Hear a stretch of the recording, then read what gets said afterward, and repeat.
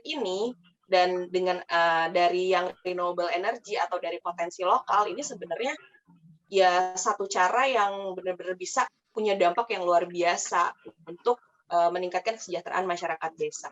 Listrik ini harus diapain sih supaya kualitas hidup mereka meningkat. Ya, bahkan sama negara tetangga yang paling dekat itu kesenjangan tuh kerasa banget. Dari saya pribadi sih ya, harapannya tahun depan Patriot Energi buka lagi gitu kan.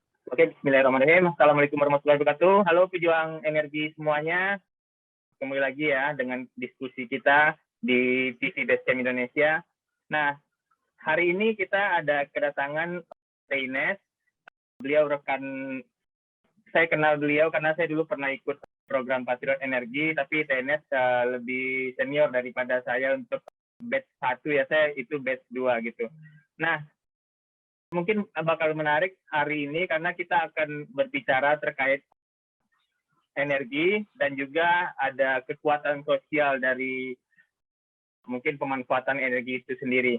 Nah, TNS mungkin kita mau minta dari TNS untuk perkenalan dulu nih Teh, sebelum kita bisa diskusi panjang hari ini. Oke, halo semua, nama saya Ines, saya lanjutkan studi S2, jurusannya Master of Public Management di KDI, Korean Development Institute, School of Public Policy and Management. Jadi sebelumnya saya bekerja di sebuah NGO, IBK, Inisiatif Bisnis Ekonomi Kerakyatan sejak 2016. Ya, sebelumnya saya ikut Patriot Energi tahun 2015, kan Ardi ikut tahun 2016. Nah, ya gitu dulu aja deh. Oke. Mungkin sudah beberapa tahun lalu Teh ya, kalau saya kan 2016. Nah, saya juga tahu TNS waktu saya pelatihan juga. Nah, sekarang TNS juga masih melanjutkan kegiatan yang berhubungan dengan masyarakat dengan potensi kita yang sangat besar ini Teh. Baik itu dari berbagai sisi, kita ada kekayaan banyak Teh, di darat, di laut, dan udara. Nah, saya punya pertanyaan nih Teh, kira-kira gimana ya Teh dari sudut pandang TNS sendiri melihat potensi dari negeri kita ini Teh, dari sisi masyarakat desa. Tentunya ini hal penting, sebab potensi yang ada ini kan sebenarnya pada akhirnya akan dikelola oleh orang lokal sendiri Teh, gimana? Iya benar, jadi awalnya ketertarikan saya terhadap desa dan juga masyarakatnya itu itulah jadi motivasi kenapa saya ikut Patriot Energi. Patriot Energi ini kan program pemberdayaan di bawah Kementerian Energi dan Sumber Daya Mineral waktu itu. Jadi kita ditugaskan selama 6 bulan untuk tinggal di daerah terpencil, di daerah perbatasan. Waktu itu saya ditugaskan ya namanya Kabupaten Jagoi-Babang, Kabupaten Bengkayang, Provinsi Kalimantan Barat, itu perbatasan Indonesia sama Malaysia. Nah, masyarakatnya tuh di sana tidak punya listrik dan pemerintah membangun PLTS atau pembangkit listrik tenaga surya di sana supaya masyarakat punya akses listrik dan bisa meningkatkan kualitas hidup.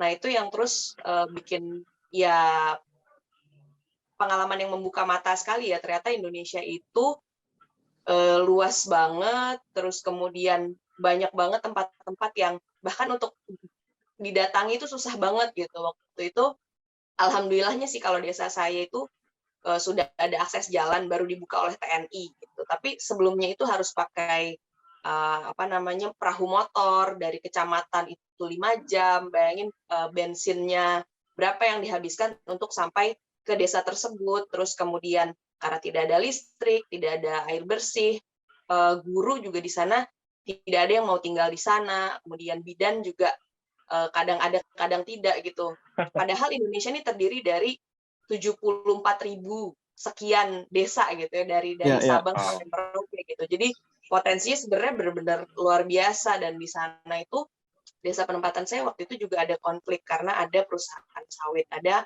masyarakat desa yang pro sawit, ada juga yang tidak mau menerima kedatangan perusahaan sawit. Jadi banyak problematikanya juga, tapi banyak sekali potensinya. Jadi ini yang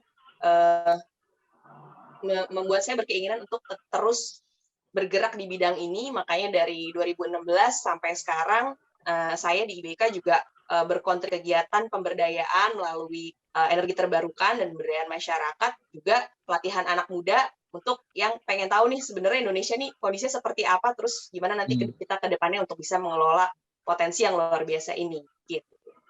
Tadi saya nangkap ada 2 kata kunci. Jadi ada potensi sama ada problematikanya kan di sana. Betul. Yang saya tangkap kan sebagai kadang-kadang kan warga desa itu kan dia nggak semua yang open kan Teh ya. Bahkan mereka ada yang tertutup gitu kan. Dan ketika kita ada program di sana untuk mengembangkan potensi itu kan kita nggak langsung ujuk-ujuk kita mau bawa teknologi mau bawa ini tanpa ada perkenalan dulu kepada masyarakat Teh. Itu ada pengalaman nggak ya dari TNS untuk bagaimana awalnya kita mungkin dari program Patriot tadi, terus kita apa hal yang kita lakukan pertama kali sampai akhirnya program kita itu bisa berjalan dan diterima. Ada pengalaman tertentu nggak ya Teh untuk daerah-daerah yang seperti itu? Iya, yang jelas pertama datang itu kita pasti pendekatan masyarakat dulu, nggak bisa langsung misalnya bawa surat sakti saya dari SDM nih harus begini-begini saya mau bangun ini, nggak bisa kayak gitu. Yang ada tuh kita ajak ngobrol pun belum tentu pada bisa bahasa Indonesia kan, untungnya waktu itu di desa saya itu bisa bahasa Indonesia gitu, jadi saya bisa ngobrol, saya nggak perlu belajar bahasa daerah dulu. Ini mungkin beda pengalaman ya untuk yang di desa-desa yang berbeda yang lain gitu, kayak Mentawai atau mungkin desa mana lagi, desa Dayak tapi yang lebih pedalaman lagi dari saya itu mungkin hanya anak-anak SD nih yang belajar di sekolah yang bisa bahasa Indonesia, ada penerjemahnya kayak gitu. Waktu itu ya sebulan pertama kayak kerjaannya datengin rumah orang, terus kenalan, ngobrol gitu. Terus udah gitu ya pengalamannya tiap rumah dikasih 1 gelas kopi dan itu harus diminum gitu. Tapi seru banget, maksudnya sampai mereka tuh kayak oh ternyata memang ini datang bukan hanya untuk memanfaatkan masyarakat desa gitu, tapi memang tulus.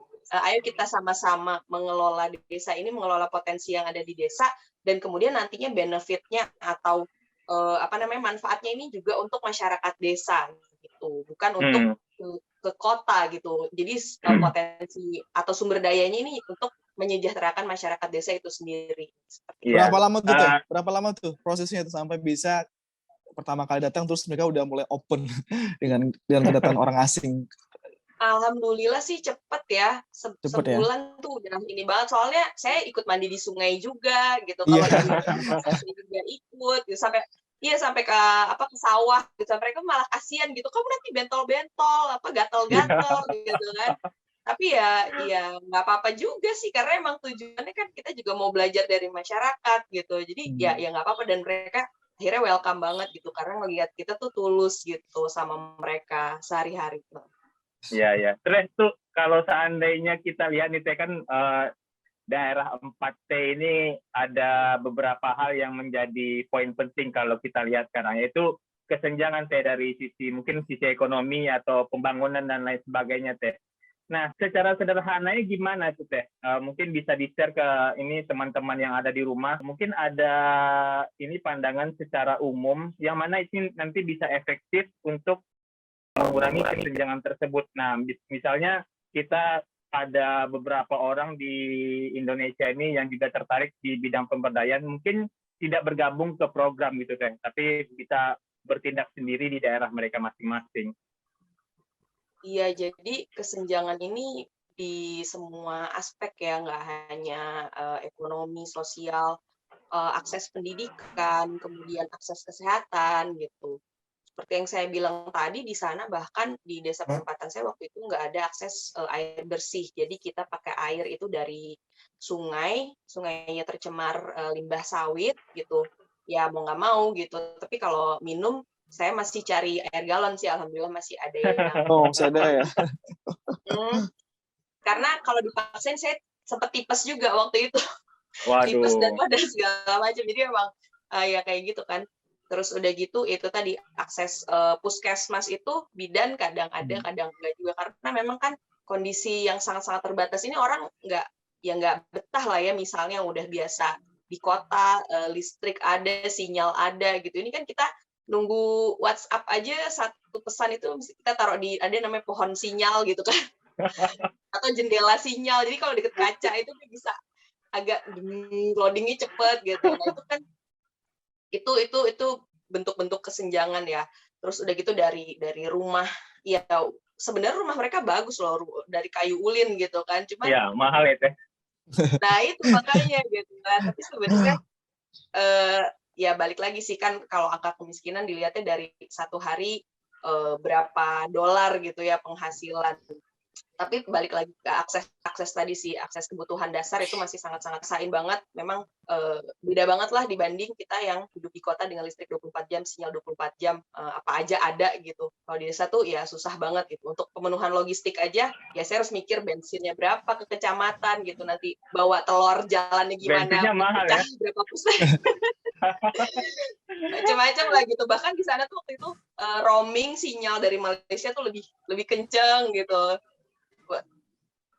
Ya udah deh pokoknya bahkan sama negara tetangga yang paling dekat itu tuh kesenjangan tuh terasa banget kayak gitu. Oh, ada kelihatan perbedaan dari sisi ini ya Teh, mungkin dari sisi pendapatan mereka juga ya. Mungkin kita waktu itu Teh memang di perbatasan ini ya, dua negara Indonesia dan Malaysia, melihat mereka sama-sama di perbatasan dengan warga kita yang ada di perbatasan juga, tapi beda ya Teh. Nah Teh, untuk programnya sendiri Teh, untuk Patriot Energi kan udah beberapa kali nih.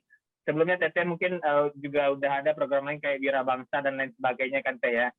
Nah, seberapa besar sih Teh untuk Patriot Energi ini gimana ya memberikan pengaruh Teh untuk yang sekarang Teh, saya bahas yang sekarang, karena pintu masuk kita masih sama, yaitu adalah energi terbarukan Teh.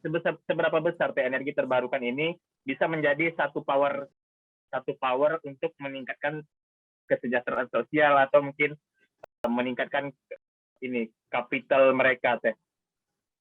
Ya, jadi saya cerita dulu gambaran umum si program Patriot Energi ini sendiri ya. Jadi sebelumnya sudah pernah diadakan tahun 2015-2016, sekitar sebanyak 160 orang fasilitator itu setelah seleksi kemudian di training selama 1 bulan sampai 2 bulan untuk diterjun di daerah-daerah.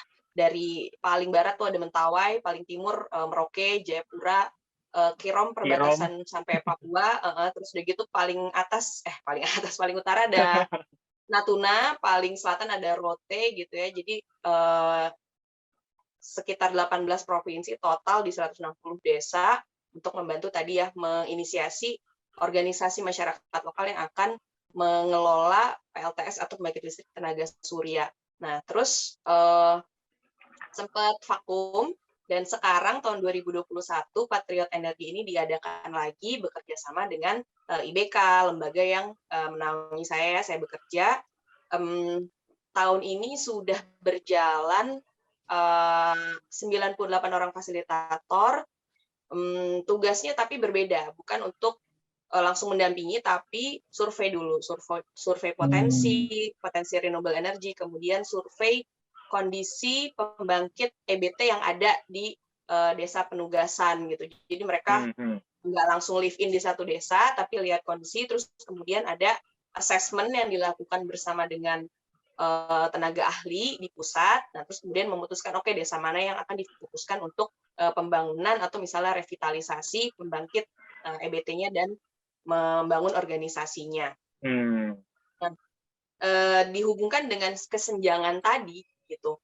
Jadi renewable energy atau energi dalam arti spesifik listrik ini bisa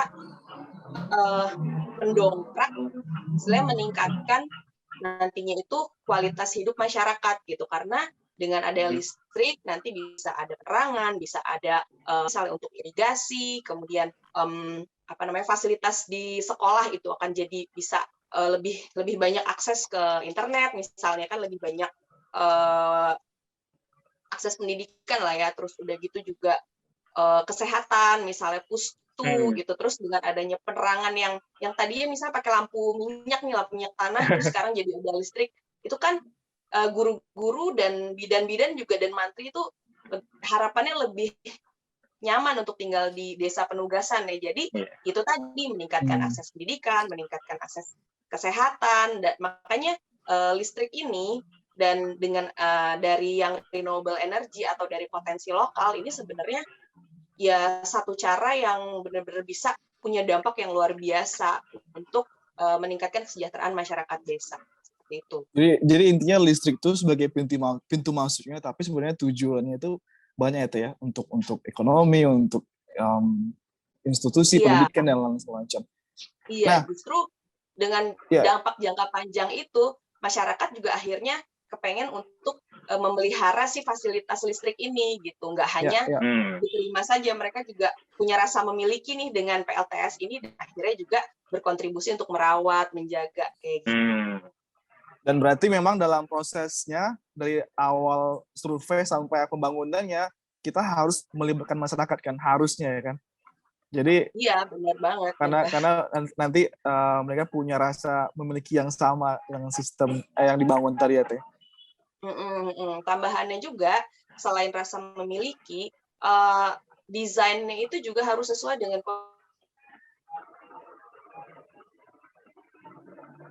kondisi masyarakat itu sendiri. Misalnya itu di sana ada beberapa dusun, terus ternyata kalau PLTS-nya tidak bisa bermanfaat hanya untuk sebagian orang aja, itu kan akan ada konflik sosial. Nah itu adalah dampak-dampak negatif, bukan dampak negatif tapi lebih ke aspek sosialnya yang benar-benar harus harus diperhatikan.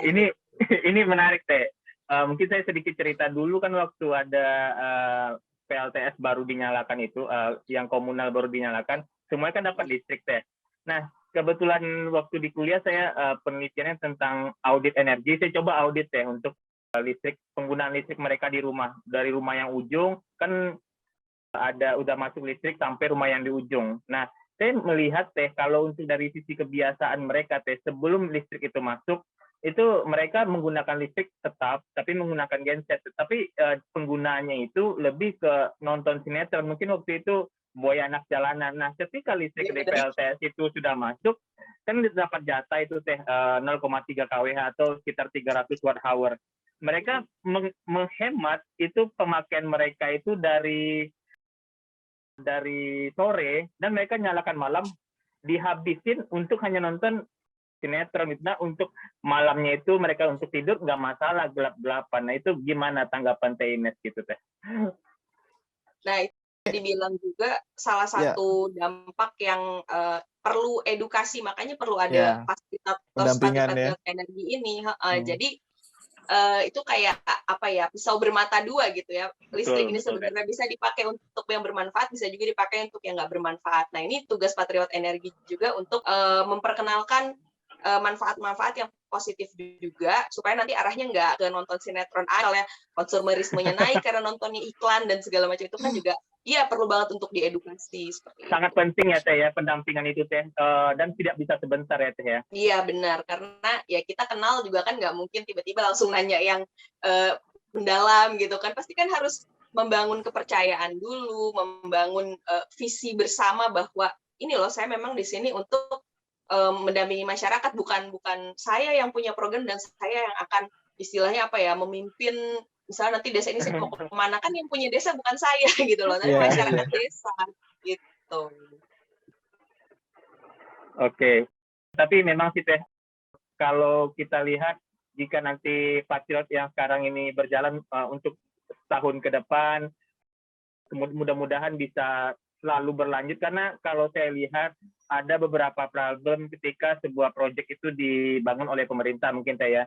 Tanpa adanya edukasi, nanti PLTS yang dibangun tidak cenderung bisa terawat dan dapat digunakan lama. Tentunya itu kerugiannya miliaran per desa ya kan Teh. Nah, untuk metodenya sendiri Teh, kalau dulu sebelumnya saya kan ada yang di Berau juga Teh. Nah, itu kita ada social mapping waktu itu, social mapping dan ini spatial mapping. Untuk yang sekarang gimana Teh? Apakah untuk lebih sudah ada pengembangan ke arah situ, dan bagaimana metode yang sistematisnya Teh? Iya, makanya tadi saya sebutkan job desk-nya yang paling awal adalah pemetaan potensi energi terbarukan dan pemetaan kondisi pembangkit EBT yang existing, apakah misalnya sudah rusak, direvitalisasi lagi untuk dihidupkan kembali, seperti itu. Jadi memang pendataan itu dulu, kemudian juga yang tahun ini cakupan desa sekitar 230-an, jadi memang harus dikerucutkan lagi gitu. Nggak mungkin kan kayak kita dulu 1 orang mendampingi 2 desa itu nggak mungkin banget lah. Jadi kemudian juga ada tim ahli yang akan mengakses kira-kira desa mana nih yang memang potensinya sudah ada dan masyarakatnya sudah siap. Jadi banyak faktor gitu. Sebelum ini saya juga ngerjain sebuah paper tugas kuliah ya semester kemarin itu tentang 5 aspek yang harus diperhatikan untuk memastikan kesuksesan atau keberlanjutan program-program seperti PLTS ya, pembangkit listrik tenaga surya. Nah, itu jadi yang pertama itu kelembagaan. Memang harus ada organisasi dengan kemampuan yang mumpuni gitu untuk bisa mengelola dan merawat si pembangkit listrik itu. Yang kedua adalah sisi keuangan atau finansial. Jadi pembangkit listrik ini kan nanti butuh misalnya ganti spare part, itu kan pakai uang juga. Nah, ini gimana caranya supaya kegiatan masyarakat ini ada yang menghasilkan profit untuk bisa menutupi nanti biaya-biaya yang harus dikeluarkan gitu, supaya PLTS itu tetap bisa berfungsi. Kemudian yang ketiga ini sisi teknologi, selain dari proses instalasinya, tapi after sales-nya dari provider atau dari supplier ini juga harus dipastikan dan masyarakat harus bisa akses gitu. Jangan sampai ditinggal sama yang install terus selesai gitu kan. Kalau ada yang rusak, masyarakat nggak tahu lapor ke siapa, telepon kemana, terus apakah nanti ini ada garansi atau nggak bisa diganti. Kalau ada Patriot Energi itu memang tugas fasilitator untuk memastikan hal itu bahwa kemampuan berjejaring ini masyarakat, organisasi masyarakat itu nanti punya gitu. Jadi kalau rusak nggak bingung lapor ke siapa, ini harus digimanain gitu ya. Terus udah gitu yang keempat adalah sosial. Aspek sosial ini maksudnya itu tadi kalau sudah ada listrik kita harus lihat dampak positif dan dampak negatif ya, jadi nggak hanya dipakai nonton TV, ini juga kan harus dibukakan mata bahwa banyak banget kemungkinannya setelah ada listrik kan, misalnya pompa air bersih, irigasi, terus misalnya penerangan misalnya membuka bisnis kecil gitu, ada kulkas, terus jadi bisa bikin es batu, contohnya gitu kan.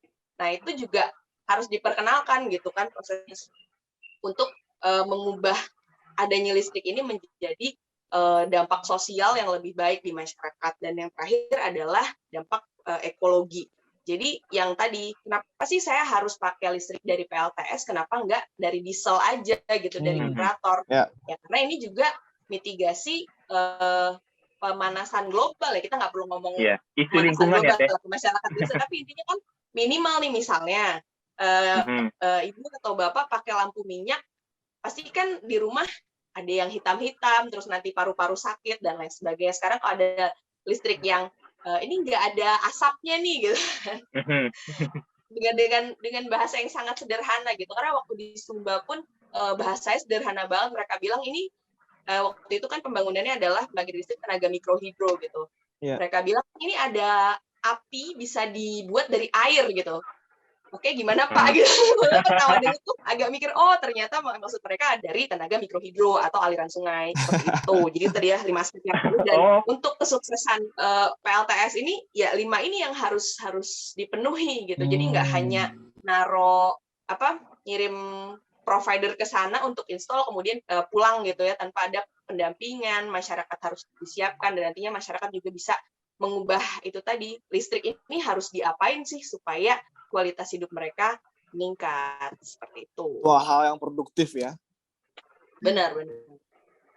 Oke, nah itu Teh, kalau kita lihat mungkin mahasiswa yang baru lulus misalnya Teh, mereka kan akan cenderung akan kerja di mana, seperti apa, harus lamar di mana gitu. Nah, ini pemuda-pemuda yang lulus rata-rata teknik ya Teh ya, mereka kan harus gimana ya? Sebenarnya mereka bisa mencari pekerjaan di tempat lain juga dan mungkin bisa mendapatkan gaji yang lebih tinggi. Gimana sih sebenarnya Teh dari sisi Teh Ines ini sendiri? Saya pernah mendengar ada era ya bilang sebenarnya kita ini permasalahan kita bukan pada kelaparan pada makanan, tapi kelaparan sebenarnya itu adalah kelaparan pada pemaknaan. Gimana pandangan Teh Ines terkait kegiatan yang seperti ini Teh, yang mana ini berhubungan dengan sosial dan ada kekuatan energi terbarukan di situ?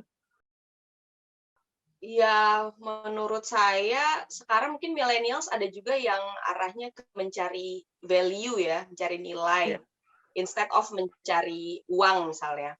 Ya. Iya, ya itu yang perlu diperkenalkan sih kayak kegiatan-kegiatan benar-benar membuat kita merasa hidup kita tuh bermakna karena bermanfaat buat orang lain gitu. Mainstream ya, nanti ditanya gitu sama orang lu ngapain gitu. Nah, ini yang penting juga adalah berjejaring dengan sesama teman-teman kita yang juga bergerak di bidang itu dan kita bisa menjelaskan gitu ke orang lain kenapa sih saya pengen terjun di bidang ini, termasuk ngobrol-ngobrol kayak gini nih seru banget gitu karena kita kan sama-sama udah pernah di desa, terus udah pernah ngerasain betapa bahagianya gitu pada saat lihat orang desa lampu nyala mereka lari-lari di jalan itu kan luar biasa banget gitu. Padahal gue di rumah lampu mati aja langsung kesel gitu kan.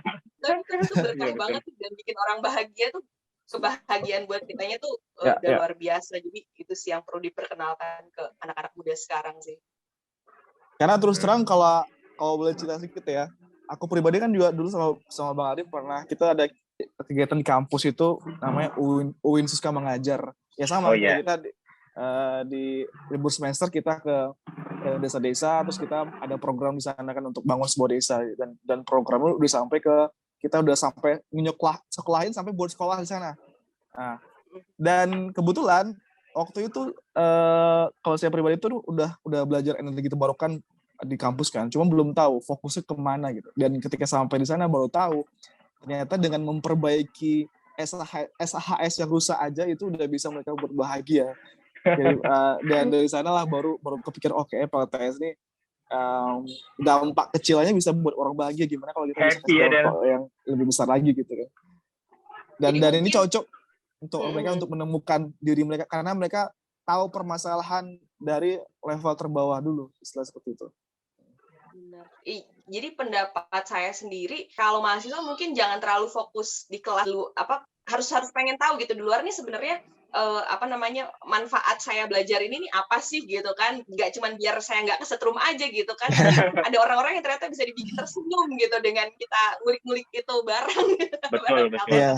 Nah kalau ini saya mau bawa ke topik yang berbeda. Ketika kita misalnya buat program di sebuah desa kan, itu kan kita nggak hanya harus pakai tenaga laki-laki kan, dan kadang-kadang kita juga harus melibatkan perempuan kan dalam segala kegiatan, karena kadang-kadang perempuan itu walaupun jumlahnya sedikit tapi kadang-kadang dalam pengambilan keputusan itu bisa berdampak yang besar.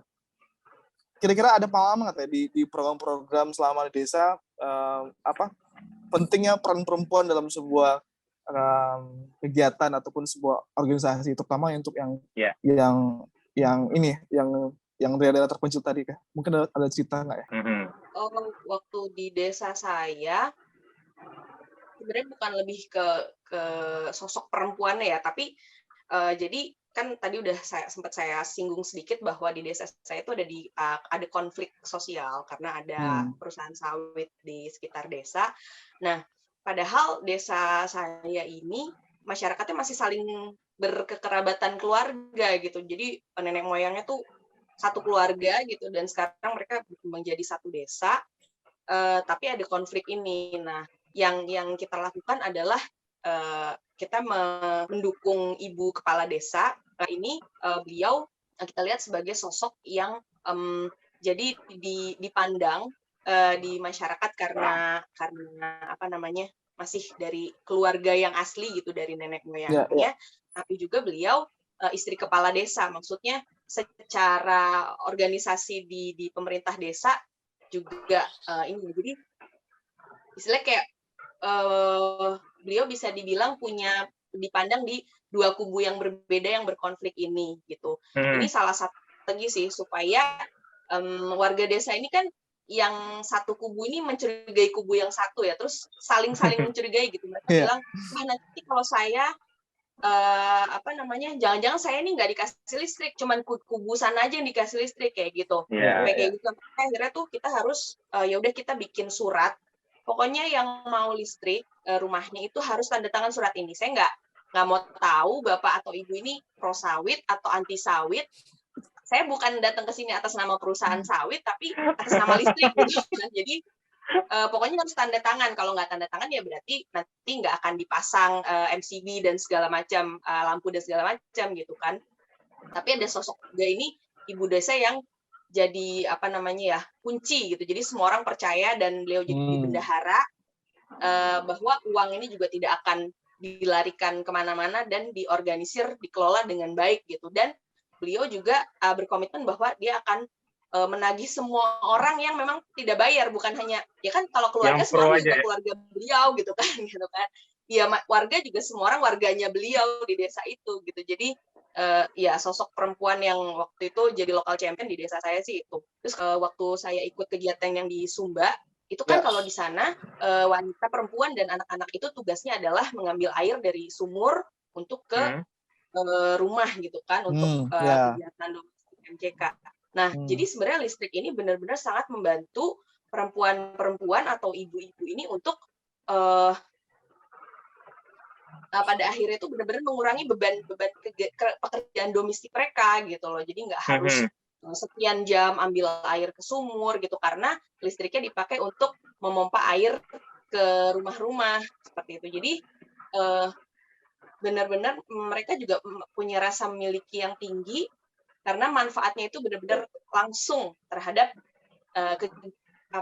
keseharian mereka gitu, mengambil air yang tadinya harus sekian jam gitu sekarang jadi enggak. Dan makanya penting banget peran mereka pada saat kita juga kan pasti banyak banget ya konsensus kayak misalnya ya tadi pemilihan ketua organisasinya siapa, terus tarifnya berapa. Itu juga kegiatan-kegiatan itu juga bisa banget untuk meningkatkan istilahnya kesetaraan gender gitu. Jadi perempuan-perempuan yang tidak pernah berpendapat di forum gitu. Kita bikin forum-forum kecil untuk biasanya awal ngobrol-ngobrol, tapi memang ada yang karena memang tidak terbiasa gitu, tidak terbiasa menyampaikan pendapat, malu kalau harus didengar orang gitu. Tapi karena dari kelompok-kelompok kecil ini sampai akhirnya pada saat pertemuan masyarakat yang besar ada gitu yang akhirnya berani untuk menyuarakan pendapatnya, dan itu sebenarnya mungkin mewakili perempuan-perempuan yang lain yang masih jadi penting banget untuk merangkul dan juga mengikut sertakan perempuan-perempuan di desa gitu.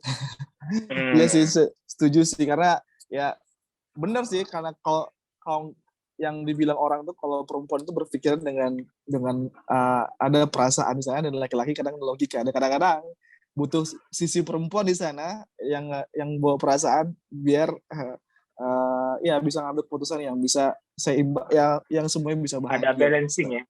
Ada balance ya, seimbang gitu. Bisa mengakomodir semua ini juga. Iya, pendapat. Ya.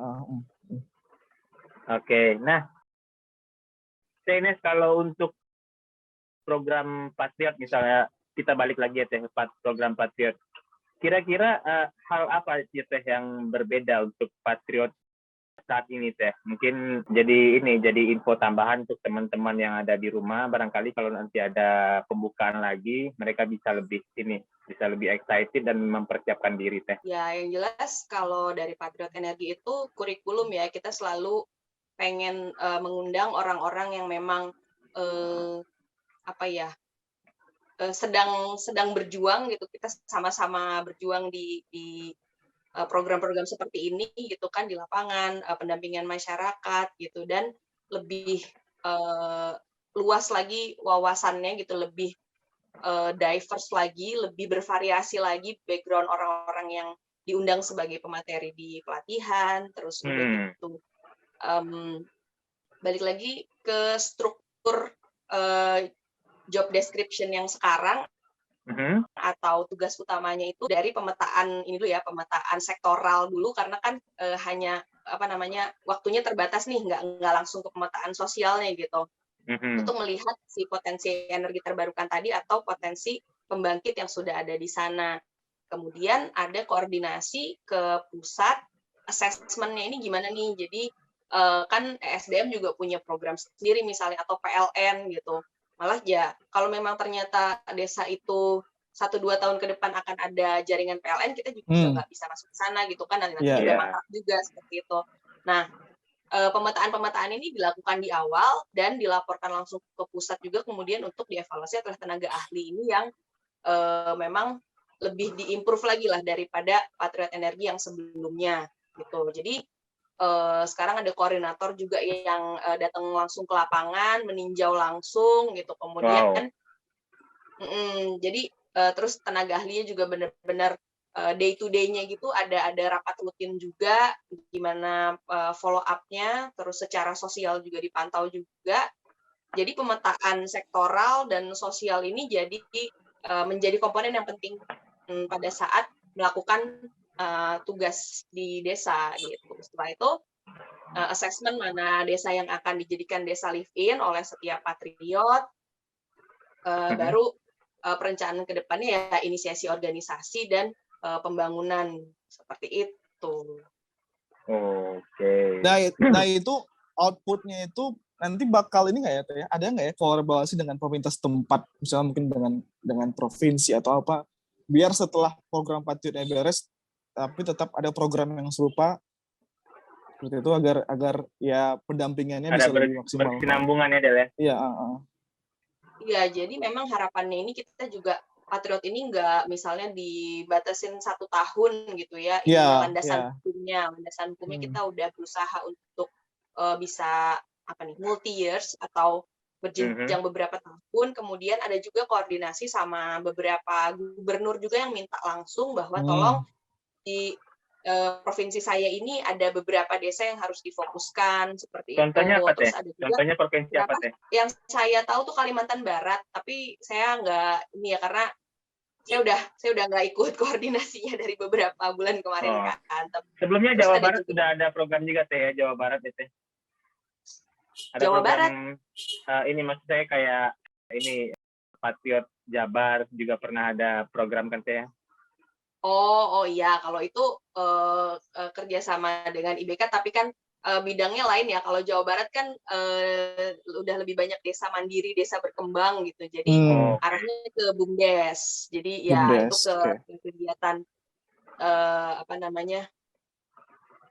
badan usaha milik desa gitu berbasis potensi desa. Nah kalau ini kan listrik aja belum ada gitu. Jadi Patriot Energi ini lebih banyak di Kalimantan, Sulawesi, Papua, Maluku, NTT. Itu yang sekarang. Jadi emang lebih fokus ke Indonesia Timur yang masih rendah rasio elektrifikasinya gitu. Karena rasio elektrifikasi ini juga ada semacam tidak akurat gitu datanya. Kalau satu desa itu cuma udah ada tiang listrik tapi nggak nyala, udah dianggap terlistriki gitu kan. Ini yang ping ulang kayaknya buat Patriot yang datang ke sana apa benar gitu. Itu desa sudah ada listriknya atau belum atau cuma baru nyetruk geli doang gitu kan. Itu udah ada listrik kan jadinya. Gitu kan. Gemes gitu. Jadi belum lagi PLTS komunal yang udah mati ya. Nah, itu juga kemarin lucu waktu wawancara Patriot itu malah ada satu orang yang jadi dia wawancaranya di depan PLTS yang mangkrak, dia bilang Bapak Ibu ini tolong lah, ini PLTS yang mati di belakang saya. Sudah kita bilang waduh Patriotnya kemarin siapa ya? Jadi dia udah mau evaluasi program gitu sebelum dimulai programnya kan kita malu maksudnya. Iya benar. Iya itu yang program apalagi program udah 5 tahun ya PLTS kan kalau memang ternyata sudah ada listrik dari PLN atau lain sebagainya, pasti kan kondisinya udah beda banget sama waktu kita pertama dulu mendampingi masyarakat, mungkin kepala desanya juga udah ganti atau seperti apa. Jadi ya itulah dinamis banget, makanya sekarang kita pemetaan dulu dari awal banget, assessment lagi gimana kedepannya seperti apa. Kayak gitu. Keren sih Teh kalau udah ada pemetaan. Maksudnya kalau dimulai dengan pemetaan, kan kita kan Patriot selalu berkembang ya Teh ya.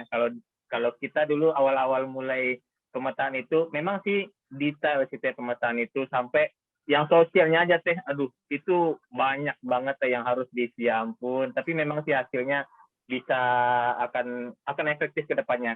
Nah Teh, saya mau minta nih Teh untuk Teh Ines mungkin bisa berikan seperti apa ya pesan-pesan lah untuk milenial karena potensi kesenjangan yang terlihat sekarang semakin besar dan milenial ini memiliki potensi yang semakin besar juga ke depannya. Gimana yang ini untuk biar nanti bisa berkontribusi untuk ke desa atau ke masyarakat gitu teh. Dari sisi ini teh, dari sisi background yang berbeda-beda, mungkin Tenes bisa ini berikan insight untuk mereka bahwa penting loh untuk kita bisa berkontribusi kepada desa ini gitu. Kalau saya dari saya pribadi sih ya, harapannya tahun depan Patriot Energi buka lagi gitu kan. Terus yang memang berminat untuk pengen tahu sebenarnya Indonesia dari garda terdepannya tuh seperti apa, terus apa sih yang bisa saya lakukan sebagai anak muda, sebagai milenial yang kayak saya ngerasa bisa semua deh gitu. Nggak ada yang nggak saya bisa lakukan sebagai anak muda gitu kan.